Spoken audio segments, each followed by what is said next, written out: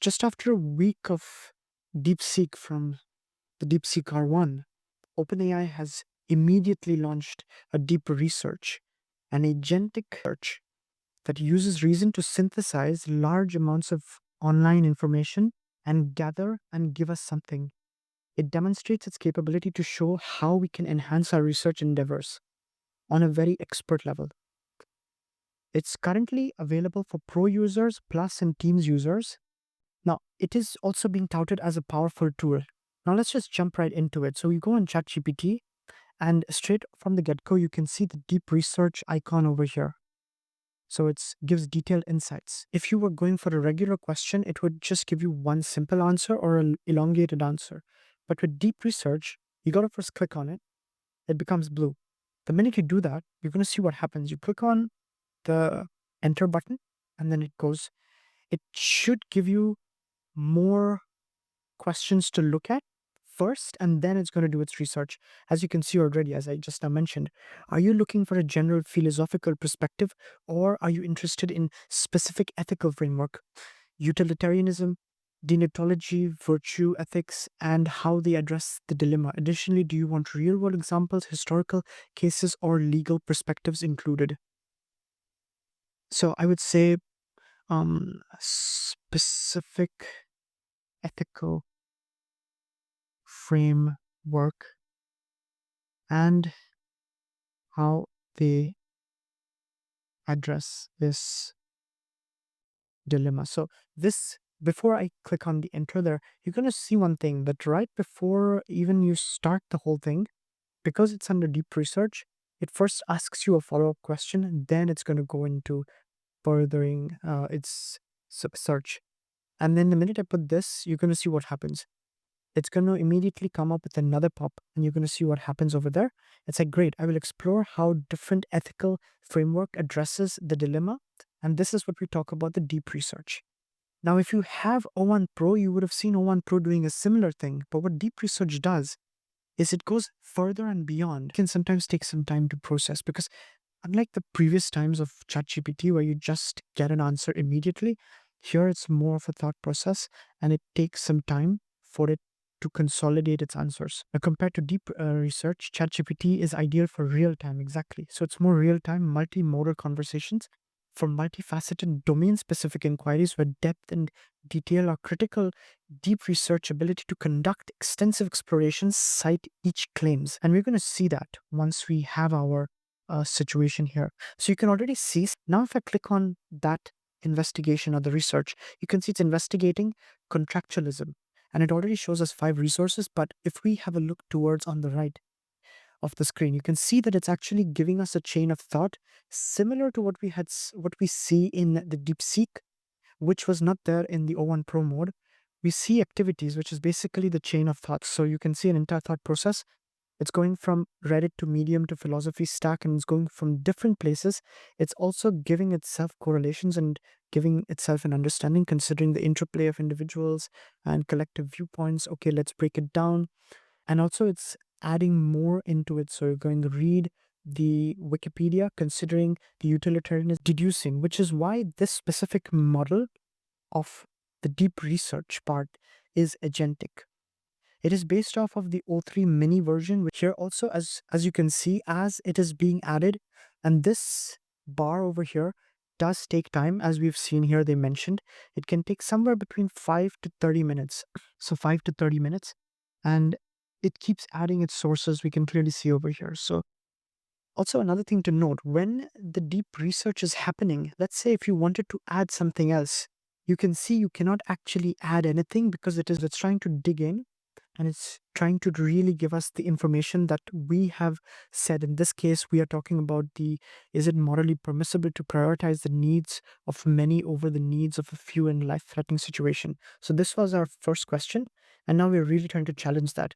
I think this is a question that needs domain level expertise in a philosophical level. So it's going into a lot of educational websites. We can actually click on some of them, and you can actually see that it's taking us into different websites about philosophy, and it's just going through a different chain of commands. It's also searching, and you can already see that it's adding sources in the background. So there are already sources being added, which is later on going to come into massive use thing. Meanwhile, if we come back to the documentation, we can directly see a very wonderful comparison that even they have had in the OpenAI's page. And I'll actually put a link down to this specific link in the description down below, so you can also have a read at it. If you see over here, it gives here in ChatGPT 4o a very concise and nuanced real-time insight, which is a standard what we already know. However, with the deep research, you can see the same exact question about the iOS research goes further in. So you can actually see it's going into more market details, it's going into like a tabulated format, it's giving much more research study into it. And the study and the sources are prolific as opposed to ChatGPT 4o. 4o again is more for real time, as opposed to this is more for research driven. So it is slow, it takes time, between 5 to 30 minutes, and it accumulates and gathers, kind of like an aggregator of source.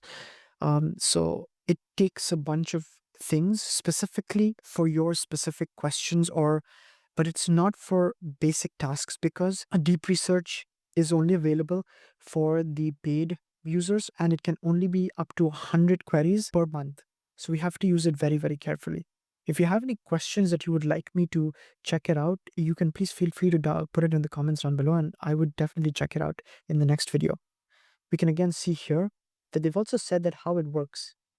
Deep research was trained using end-to-end reinforcement learning on hard browsing and reasoning tasks across a range of domains. So humanity's last exam, a recently released evaluation, has taken the test. You can clearly see over here that where the accuracy for ChatGPT 4o is 3.3, we even see DeepSeek as 9.4, but with the deep research, it's going 26.6. And it shows that it is not just giving us responses, but it's really trying to push it.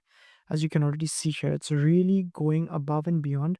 And the chain of thought is not useful for us per se, but they give us the activity to show us the transparency and the way that it's creating its path to our research. Now the entire research part and the source and the activities is gone, but what we have is a plethora of information that I am going to make it in a Google Doc, and I'm going to put it in the description down below for everybody to read. And you can tell me how it has done as opposed to ChatGPT 4o, which I'm also going to be putting that response in a Google Doc, so you can read it for yourself and you can compare it.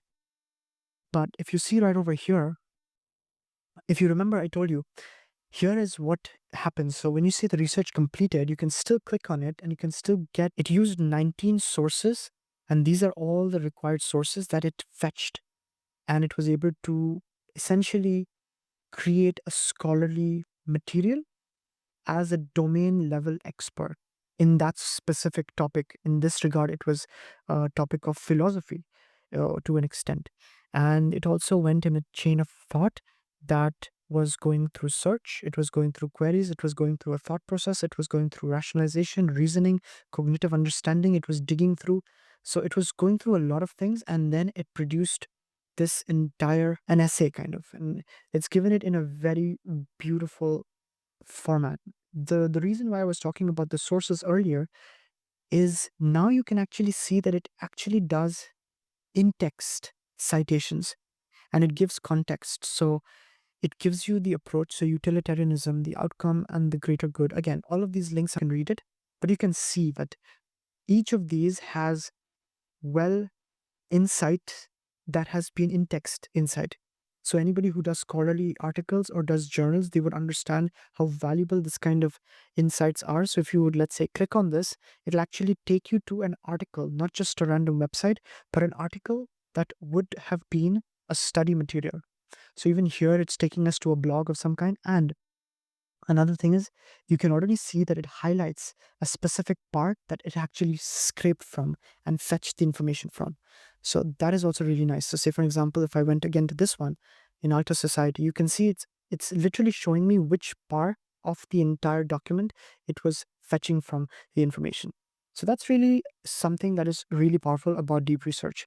It dives deeper than what you would have had initially been capable with 4o.